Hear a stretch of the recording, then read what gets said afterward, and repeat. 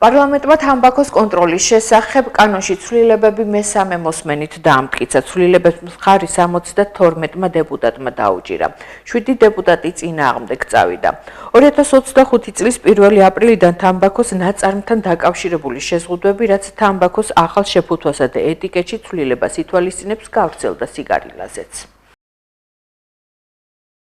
თამბაქოს კონტროლის შესახებ კანონის შესაძლებლობებთან დაკავშირებით არის პრინციპულად კაცრი, ჩვენ რა თქმა უნდა მხარს არ დავუჭერთ და ეს ჩვენი დამოკიდებულება არის არგუმენტირებული. ზოგადად მინდა გითხრათ, რომ თამბაქოს კონტროლის შესახებ კანონი, რომელიც მე-9 მოწვევის პარლამენტში მივიღეთ, რომელსაც საკმაოდ პოზიტიური შედეგი მოიტანა დღემდე და ეს პოზიტიური შედეგი ვფიქრობ უნდა გაგრძელდეს, ნელ-ნელა ვაციცქრით ამ სიკეთეებს. ეს არ არის პირველი შემთხვევა, მაგრამ ეხლასთან მთავარი არგუმენტები რაც არის ჩამოთვლილი, იმათგან პრაქტიკულად არც ერთი არა მისაღები.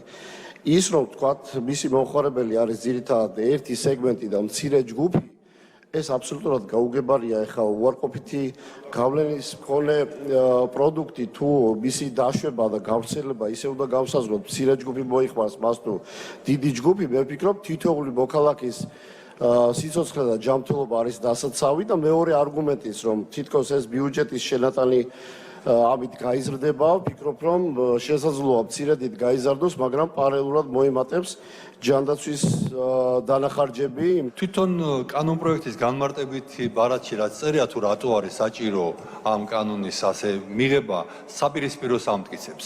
ერთი არასწორი მგონია, რომ დაჩქარებული წესით ვიღებთ ისეთ ცვლილებებს კანონებში, რომლებიც ადამიანების ჯანმრთელობას უკავშირდება და მეორე, აქ მაგალითად წერია ასეთი რამე, რომ თამბაქოს ნაწარმის შეფუთვის სტანდარტიზების შესახებ რეგულაციის მიზანი არის, რომ თამბაქოს ნაწარმი, რომელიც არის უარყოფითი გავლენის მქონე პროდუქტი, ამან დაკარგოს საზოგადოებისთვის მიმზიდველობის ხარისხი და სიგარილას შემთხვევაში ეს არ მიიღწევაო. აი სრულად გაუგებარია, რატო არ მიიღწევა, როგორ არ მიიღწევა.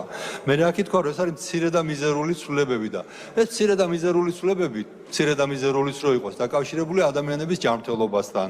ამ შემთხვევაში ეს მცირე და მიზერული ცვლილებები უნდა მივიღოთ არა გამარტივების გზით, უпростоრად რეგულაციების მოხსნით გზით, არამედ პირიქით სიგარეტს გადმოვიყვანოთ იმ რეგულაციებში, რომელიცშიც არის სიგარეტი და რომელზეც იყო დღემდე ეს სიგარილა თუ რაც ქვია.